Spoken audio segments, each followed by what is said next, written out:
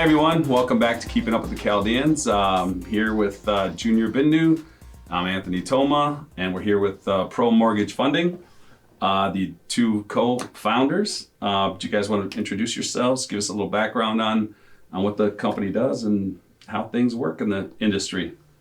I'm Stephanie Kizy. We started Pro Mortgage Funding back in June of this year, but we've been in the banking/lending industry for a combined 24 years, coming from a Fortune 500 bank.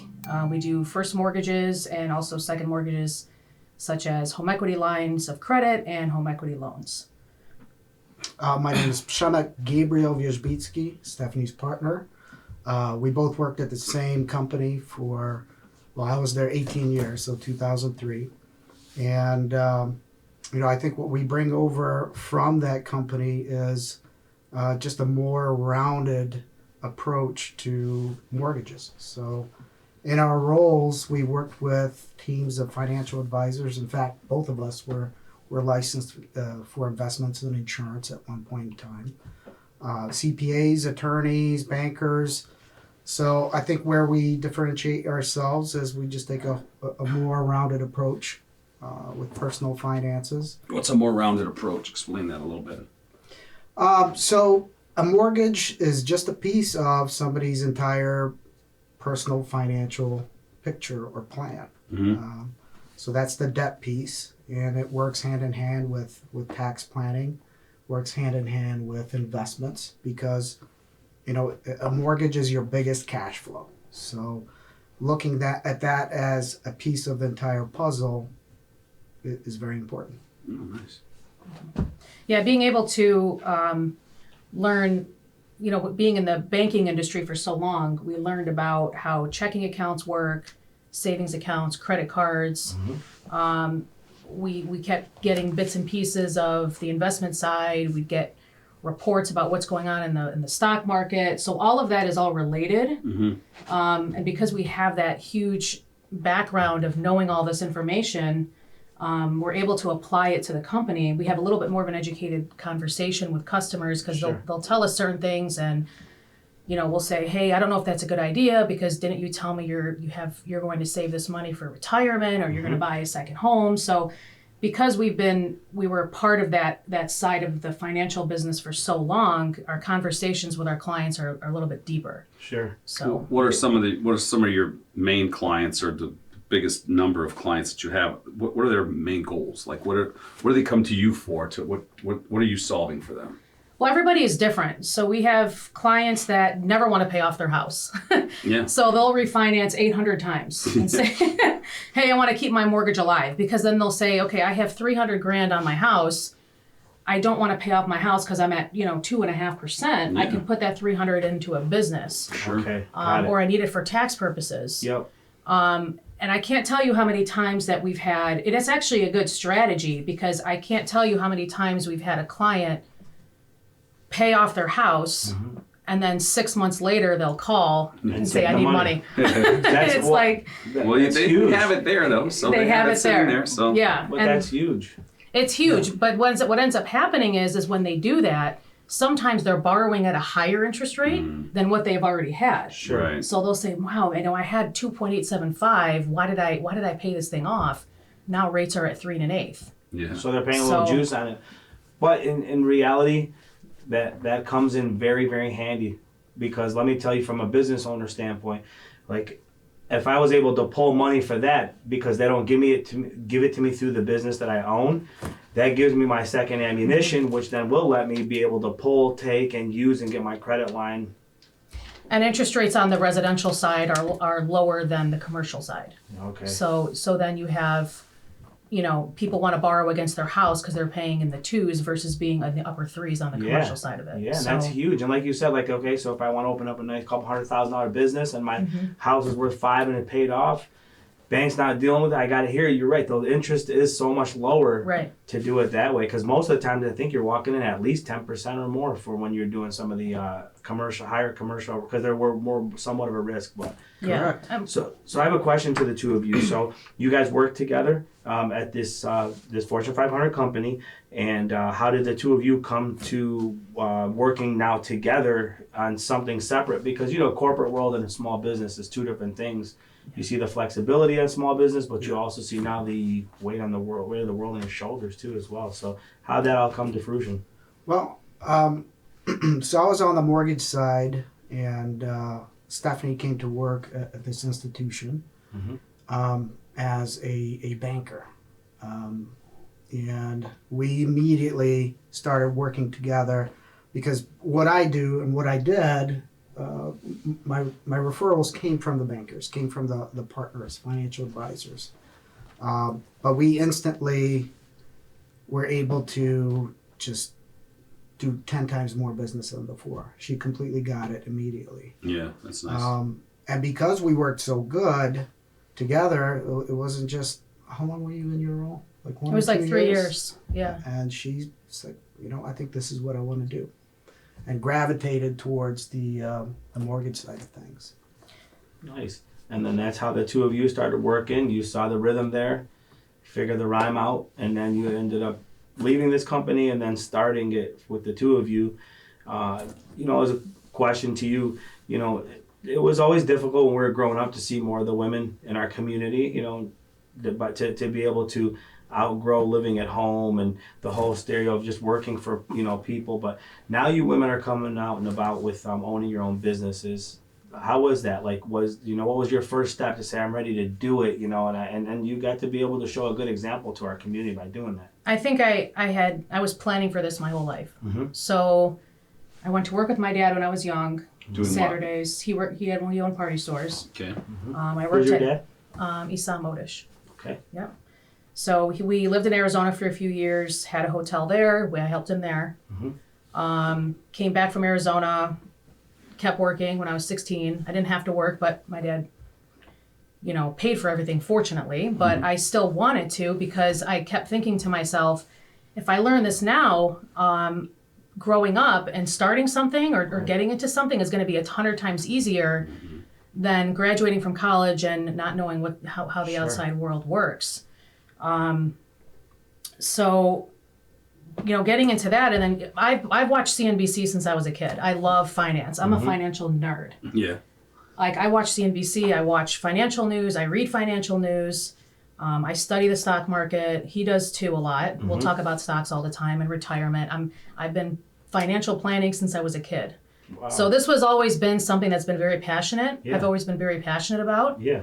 I get a lot of phone calls from family and friends that want advice and say, hey, what do you think if I did this? It's very flattering to me because I don't have my investment licenses anymore, but because I have such a big passion for it, doing and starting this business I was very frightened in the beginning because we were in corporate America for so long. Sure.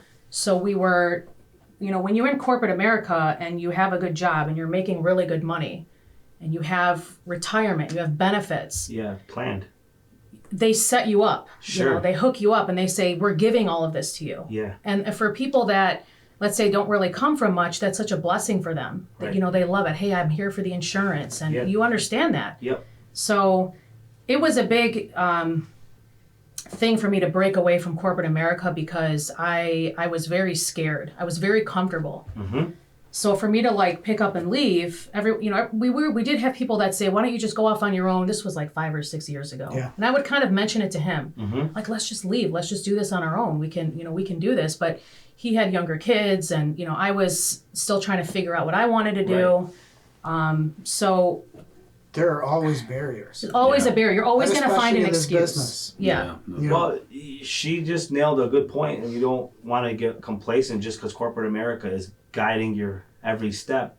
Because at the end of the day, you somewhat want to have control of your own and figure that out too. And But again, it's not for everybody. Yeah, that's what I was It's gonna not tell for you. everybody, but Yeah. it's great. I mean, it really, corporate America's great. If it wasn't for my husband, for Gabe, And for my parents, I wouldn't be where I would be today, 100%. My parents put me through college. My dad told me, go get your finance degree. You forgot to mention someone. God. No, of course, always God, but you. Yeah, I mean, I had to. You got to give I worked yourself really some hard. credit. Yeah, I mean, my parents did a lot for me. I was very blessed. Sure. They really, they sent me to Wayne State. We went to private school. We were very, very fortunate. So I owe a lot to them. But if it wasn't for them, I don't think I would have the courage to do the things that I did. And my husband was my biggest supporter. That's awesome. I told him, I'm like, I think I'm just going to do this. Like I quit June 1st, the day I came back from maternity leave. What year? This year. Okay. Yeah. I told my husband May 8th or May 9th, Yep. hey, I think I'm going to quit June 1st. I wasn't going to quit for another 6 to 8 months because I was preparing. But at the same time, I was like, what is the point? What is another 6 months going to do? Hit the ground. That's the complacent part. You That's what I know? meant. Like, you don't want to, like Anthony said, you encouraged yourself to do it. You got out of that rut and you ended up doing what you had to do. That's a big step. That's a huge step. Yeah. And I'll just add, because I think Stephanie does cut herself short sometimes, is, yes, it's that being complacent, the comfort zone, but also everybody's situation is different. Correct. I will tell you that she did it at a time where she just had her first baby, so there's that whole unknown. If you guys have kids, you know how it is. I don't. I love kids, but I don't have them. You just don't know what you're walking into. So safety, security, as long as everything else is covered, I can focus on this new thing in my life. But doing it right at that pivotal moment, I mean, she's brave. I mean, I appreciate it. that took Thank a lot you. of guts. For sure. But I knew she would do it because I've worked with her for a number of years. She was at a different office at towards the last 10 years. Yeah. 8 to 10 years. But she's always been a go-getter. And in fact, every Chaldean woman I know, and I work with quite a bit at this institution, there's just something about the Chaldean woman. It's like every single one has that spark that... The competition is there now. Yeah. Stepping up to the plate. Like if you get too close to her, she's gonna sell you some business or talk about some type of marriage. One or the other. You're gonna get locked into something, either business or marriage. So that was always my takeaway. And like I told you earlier, Junior, when I moved to Metro Detroit, that's really the first time I even heard the word. Yeah. I had no idea. Now I remember, because I moved here for my senior year, and it was my senior year in high school, Troy High. Oh boy, they just threw you in the pit right away. No, Athens would have been a little deeper. Yeah. I think Troy High was. Yeah. What year were you? This was 94. 94. And I remember I was sitting next to this kid in auto shop. Okay. Auto shop. Yeah. He's like, yeah, we were in Royal Oak. I guess that was the cool thing back then. Yeah. We were in Royal Oak. Yeah. And then there was these Chaldean guys, and they were looking. I was like, what? Chaldean. So that was that code for something? right. Well, that's the first time I even heard the word. And I was like, who are these guys? What are they? Yeah. I was gonna say I'd look it up, but that was before internet. Yeah. But since then, I'm really impressed. Did you have some Chaldeans at your high school? Well, this was Troy High. Yeah. So I was there for my senior year. I was more worried about acclimating myself. Right. Oh, you just dropped in your senior year, first year. And obviously with my name, Yeah. I have to acclimate everywhere I go. Right. I'm Polish. We moved all over the U.S., outside of the country as well. Right. So when my dad came to the U.S., we use Toma now, but Toma is my father's grandfather's first name. Our real last name is Chaldean. I didn't know that. So Okay. yeah. Okay. Yeah, a lot of them did change. My dad changed it when he came to the States to make it easier. Well, that's like the Polish names too. Yeah. Everybody changes them. But back then it was just a different thing. Everybody wanted to Stay true. acclimate, Yeah. get Americanized. But now, like you even see it with the new generation, it's it's not Sam, it's Samuel. You know what I mean? Yeah. Yeah. So a lot of the cultures it fades and it's all cyclical. Yeah. So you guys keep it relevant to have a comeback. And I know what you're saying because I dealt with a lot of your culture through high school, going to St. Mary's, and we had the Polish priests. That's who we went to, and they mostly were spoken with, broken English because they were coming from there, and they were, the dorms and stuff. Yeah. So, but a lot of similarities, you guys. I mean, deep rooted with with Christianity. So Yeah. What's the company makeup? So there's the two of you, and then The two of us. That's it. really? That's it. Yeah. That's it. Okay. We don't have any assistants right now. No processors. are you looking for them? If you want to. I think down the road, yes. Okay. But right now, we're still trying to learn. Me, I'm the type of person that I am. I have to learn everything before I put something in the hands of somebody else. Sure. Yep. So I don't mind ordering insurance, ordering title. We did all of that at our Right, previous right. employers. Yeah. So I'm used to managing and babying the file Sure. from start to finish. Sure. I mean, Yeah. what You know. what else could a client ask for the two heads, the most, Yeah. the most experienced people to be handling every bit of their And that's what we file. pride ourselves on. Yeah, that's great. We do take it from start to finish, Mhm. and like Stephanie said, we don't mind it. Where we used to do it, we not only had to do it, but it was twice as hard, just Yeah. because Very hard. it was very restrictive. The environment had a lot of red tape. Now we're doing the same stuff, but it's so easy that we enjoy actually seeing it from start to finish. And I think a lot of clients are starting to revert back to that notion of, hey, I want that one point of contact, Yeah, of course. because everywhere else you go, there's 30 people. And you got to re-explain Yeah. yourself, and then It's you got frustrating. yeah, Go back to the It's first guy to help you with the third guy and all Yeah. that other stuff. And all those guys don't know what each other are doing. And Yeah. if there's a mistake that's made or something needs to be done, if it doesn't get communicated, Right. it can screw up the whole file. Sure. And then the customer is like, I told you this 10 days ago. Yep. Why Delay didn't you starts guys? happening. Yeah. So, but yeah, we handle everything from start to finish.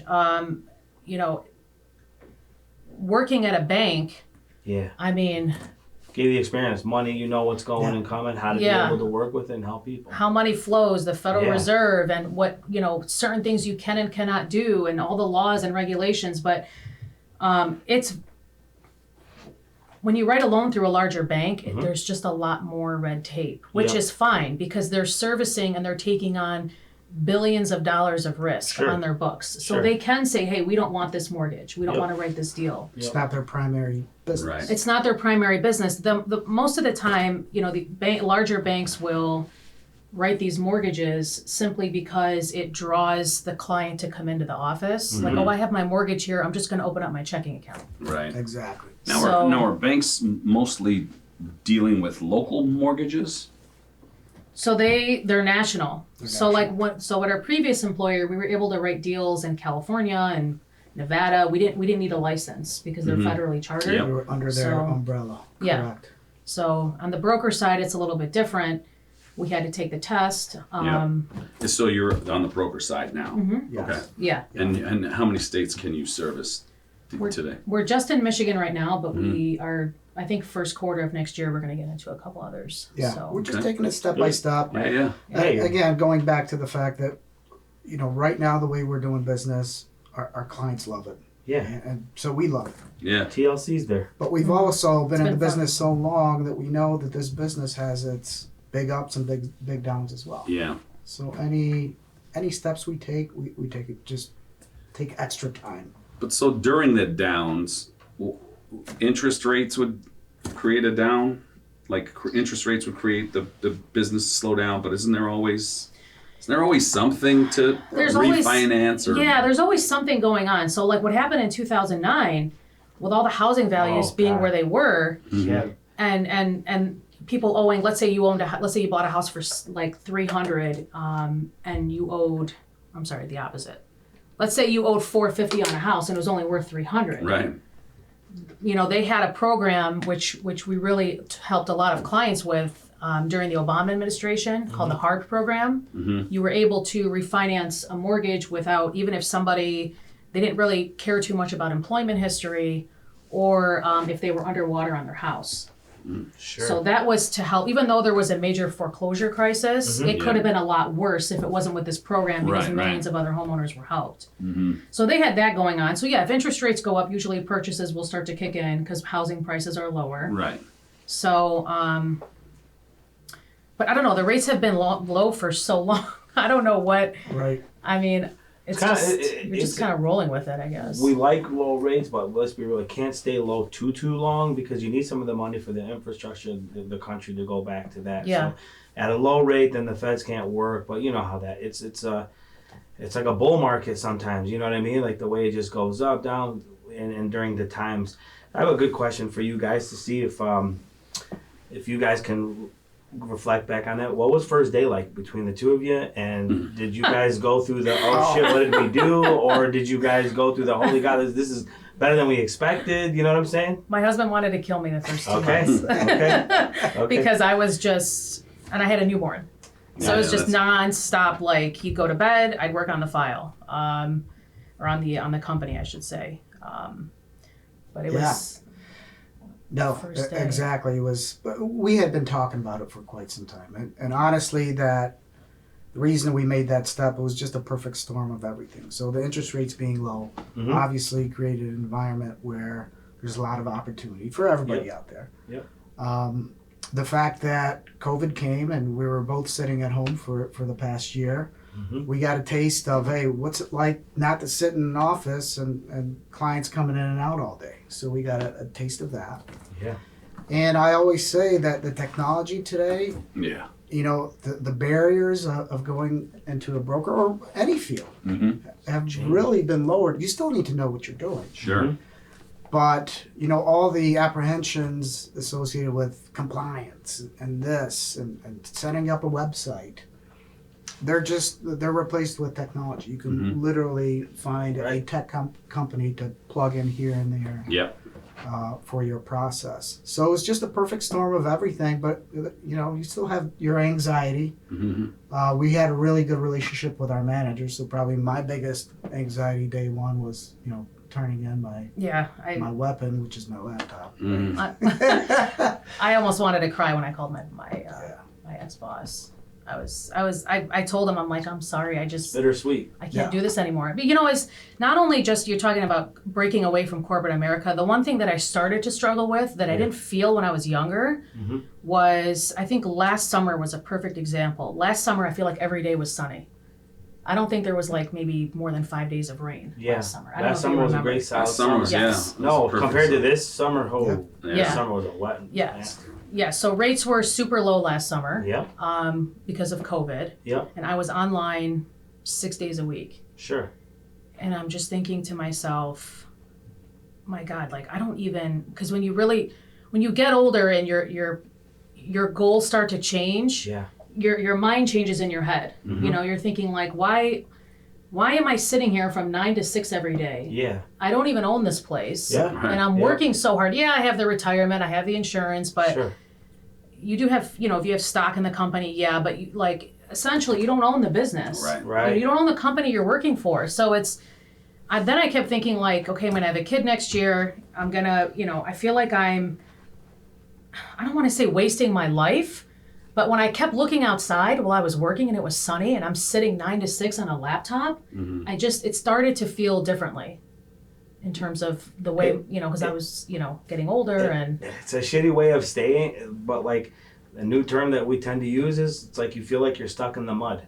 Yeah. Like it's the same repetitive repetition. That's what it was. And what happens is you hit your max point and you're like, I can't go north anymore here. You know what I mean? So it's like I take it on my own. I could go north 3 more times, 4 more times over through the years. So well, are you guys in office together, or do you guys still do everything in from like your homes, or where are you based out of? It's remote. Remote, everything's remote. We have office access. I have a lot of friends and family around. Sure. I can say, hey, can I use your space? But People learn, but to be honest with you, like yesterday was the first time I met with somebody in like almost 2 years. You don't to need grab to. documents. You don't need to. No, I didn't you don't really need need to. to. It I throws will, you but- off a little bit. You're like, wait, like, do we I know, it shake was hands? weird. Are we supposed to hug? Yeah. Are we supposed to, how you doing? You know what I mean?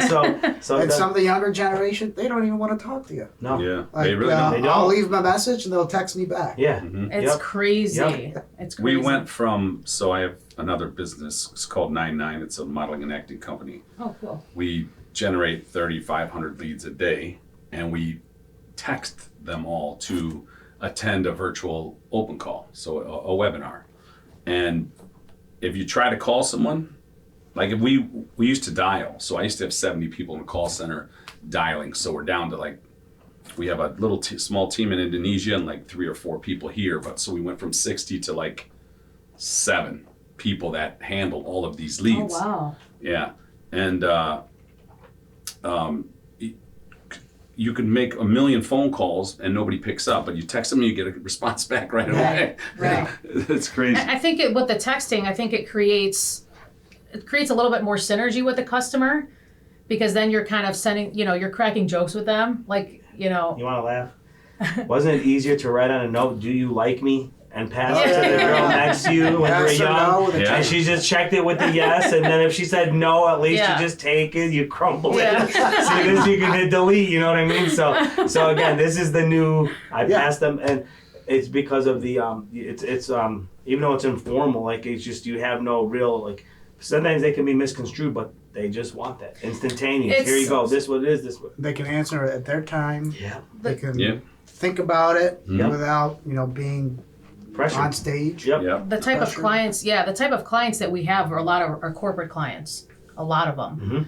So I have, clients that say like they're executives at a big company. Yep. And I'm like, he's not going to pick up the phone. Mhm. Hey, you need to pay for your appraisal. Or I don't say it like that. Yeah, but yeah. like, Yeah. hey, can you Yeah. go pay for the appraisal? Yeah. Like, it's been sitting around. Yeah. Yeah, no problem. It's just easy and done.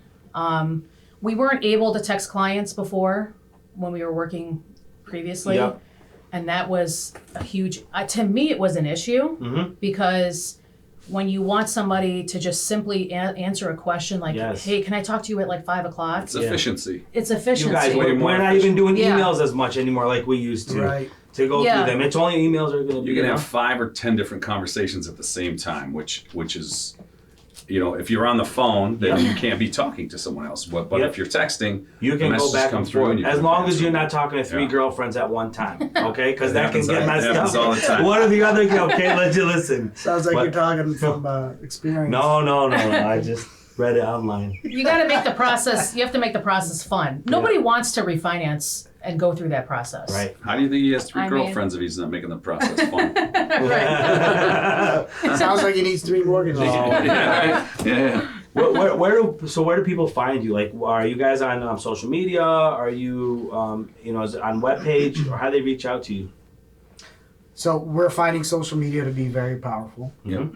And again, we were restricted in a previous employment. But yeah, social media is huge. LinkedIn, we're on there. Facebook, we have a company webpage. Just under your company name, or what do you guys?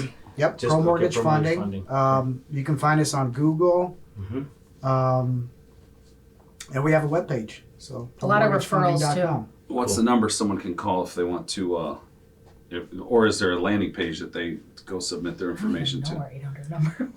We just got it. So it's 866 Mhm. 338 or 388-8291. Repeat Confirm it that. just to make.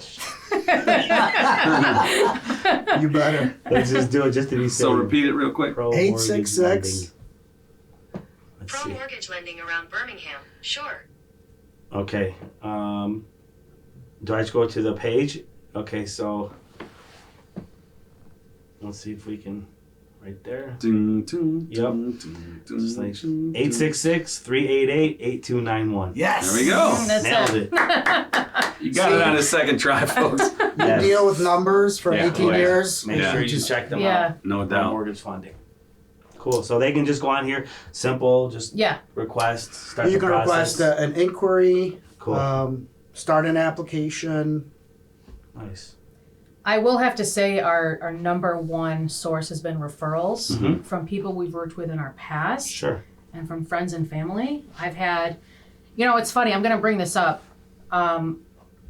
When I was doing mortgages at a bank, I didn't really tap into our community too much Right. for a reason. Because when you're doing a mortgage, you have to grab somebody's W-2s, you pull their credit, Sure. you get their bank statements, you Yes. get their tax returns. Yep. Let's I don't face want it, people in our community, not everybody, but Yep. people in our community don't want you, this was 10 years ago, Sure. Right, yeah, don't want that's- you knowing how much money you're making. Yep. So I'll be honest, I hesitated for years Sure. with friends and family. We couldn't do Yep. friends and family anyways, Yep. but somebody socially, if they're Yep. telling me they're buying a house, Mhm. Good Even luck. my friends, I'm like, oh, okay, great. Oh, you're going through here? That's great. Yeah, I really respect, wouldn't bring anything up because it always got really, people used to get really funny. Like, especially if it didn't work. Oh, Oh, you know, yeah. can you keep this confidential? And it's like, of course, Yes, I'm not, but still, they just. I agree with you. But now you're in a position where you can help them more than anyone else can help them. So you're now you're reaching out. Yeah, now it's crazy. Like now Now I'm they getting. want you to know. Now they want you to know. So they want you to go tell the next person. I know. Now it's IT. yeah. It's The all game's confidential.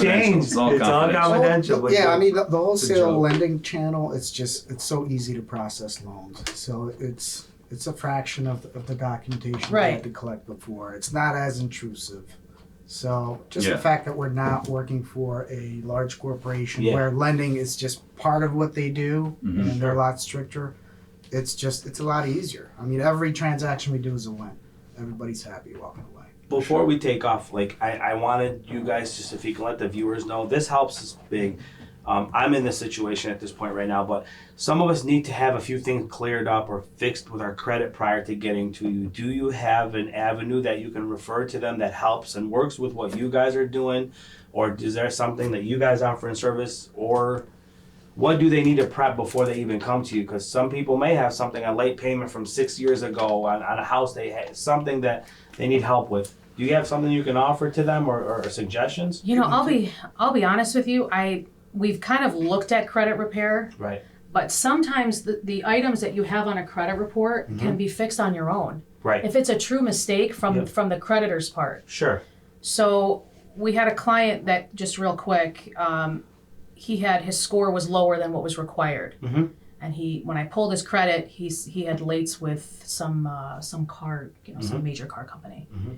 He's like, that's a mistake. I said, okay, if it's a mistake, just go to the 3 credit bureaus, dispute it, and the credit bureaus have 30 days to either remove it or respond. Sure. If they remove it, that means it was a true mistake. They just have to have proof. So the gentleman got it removed. I think it's different for everybody. I don't think credit repair is for everybody. Right. Yeah. We've talked about it, but we haven't. I'll be honest, we've One just of been those so things busy. like, if somebody has a tax question, I'm not a CPA. Right. That So- too. Yeah. So, and that's part of building our network is, we don't want to be masters of everything, Yep. but you want to have somebody you can refer to for those things, CPAs, attorneys, credit repair. No doubt. And to what Stephanie said, just as many people underestimate their credit as overestimate. Yeah. So until Yeah. we actually pull it and see exactly what you're apprehensive about, I'd say, don't sit on the sidelines just because you think Yeah. that you might have something, because it might not be that bad. Guidelines change all the time, so stuff that wasn't acceptable before is now. Mm-hmm. So I'll just say, take a look before you underestimate your credit worthiness. Good. Good Yeah. point. Good pointer tips. Well, it's awesome. So in closing, we ask our guests what it means to them to be Chaldean. So you can't really answer that, How but about you Polish? can. I think the biggest thing that stands out is 2 things: faithful and hardworking. Mhm. So, being raised in church and learning, being taught a lot of values on that end from my family, and then hardworking. I think we come from a community where we're not scared to go to work and not scared to make things happen. Sure. So, like, the reason why I had jumped into this, even though I was apprehensive and scared, I was looking at how successful everybody else can be, and I said, why can't I do it? My husband too. He's like, I don't understand why you think you can't do this and do well. Mhm. Don't underestimate yourself. So I think that because we have that courage to do a lot of things, we're not scared to jump into anything. Yep. I think that the different industries that we're getting into reflects us on our character of being hardworking. For sure. Welcome to the community, my friend. Thank you. Yes. From an outsider looking in, Yeah, look. You're not an outsider anymore. right? I ditto everything that Stephanie said. Hardworking, proud Awesome. people, great traits. Thank you. God Appreciate bless. that. Thank you. Thanks, everyone. Thank you. Thanks you. for having us.